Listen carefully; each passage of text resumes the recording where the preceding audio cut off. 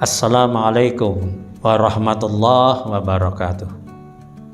Alhamdulillah wa syukurillah wassalatu wassalamu ala rasulillah wa ala alihi wa ashabihi wa mawalah. Asyhadu an la ilaha illallah wahdahu la syarikalah wa asyhadu anna muhammadan abduhu wa rasuluh la nabiyya ba'dah.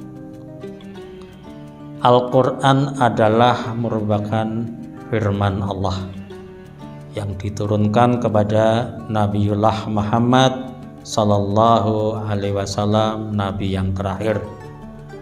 Diawali pada bulan Ramadan, kemudian berturut-turut selama kurang lebih 23 tahun. Al-Quran diturunkan sebagai hudan, sebagai petunjuk. Menunjukkan kemana Al-Quran? Inna hadzal Quran yahdi lillati hiya aqwam.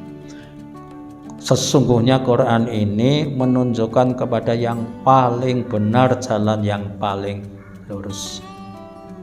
Al-Quran bersama sunnah, bersama as-sunnah sebagai dasar kita melaksanakan agama kita.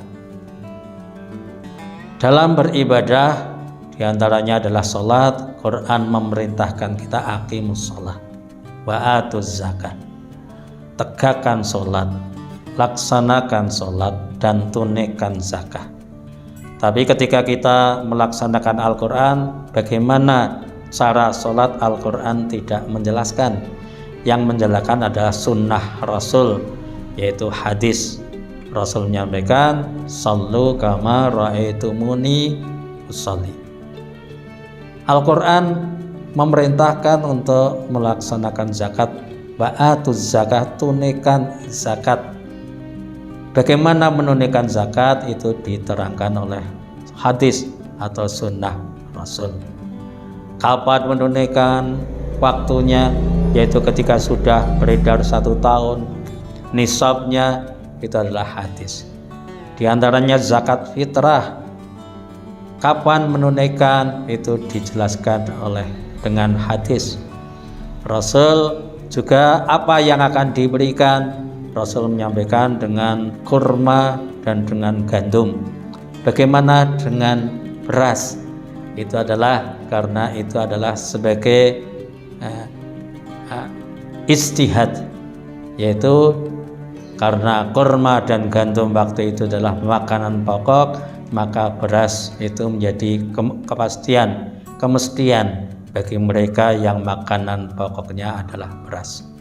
Tapi ketika harus merupakan beras dan semuanya menerima beras, padahal yang dibutuhkan bukan beras, ada lauk, ada lainnya yang dibutuhkan, maka ada yang berpendapat dengan qimah, dengan nilai, maka ditunaikanlah dengan uang sebagai ukuran nilai, sehingga bukan beras saja yang mereka terima, maka bisa untuk membeli beras dan memberi yang lainnya sebagai pelengkap dari kebutuhannya. Begitu juga ibadah yang lain.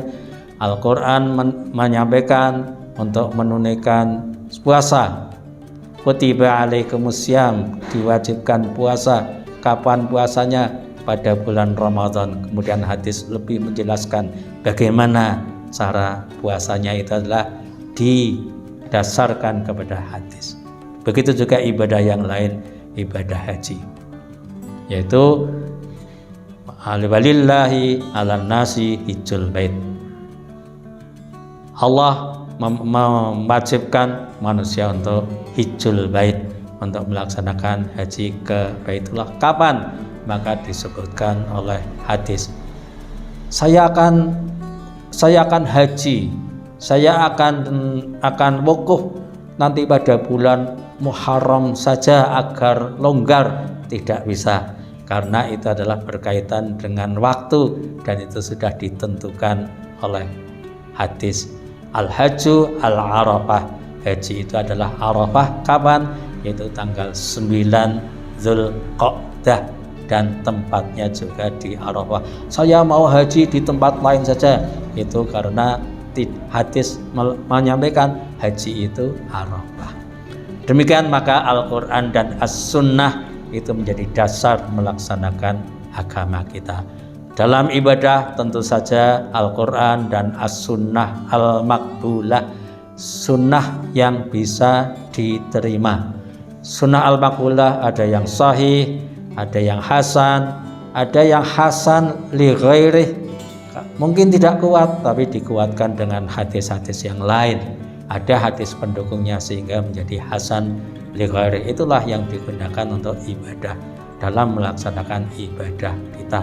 Tidak boleh kita kemudian melaksanakan dengan kemauan sendiri. Agar haji lebih longgar, kita adakan setahun 2 kali.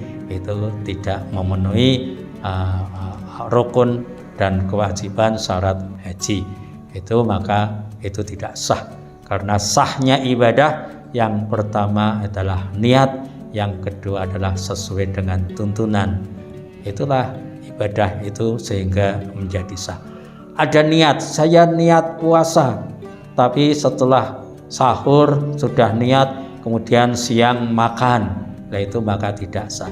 Saya dari pagi, dari sebelum fajar sudah tidak makan sampai maghrib, tapi tidak ada niat, maka puasa itu juga tidak sah.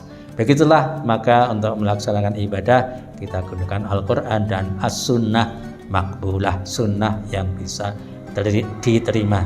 Itulah ketentuan dalam melaksanakan ibadah. Terima kasih. Mudah-mudahan kita dalam melaksanakan ibadah akan semakin dimudahkan oleh Allah dan sesuai dengan ketentuan-ketentuan yang disampaikan oleh Allah dan Rasulullah Muhammad SAW.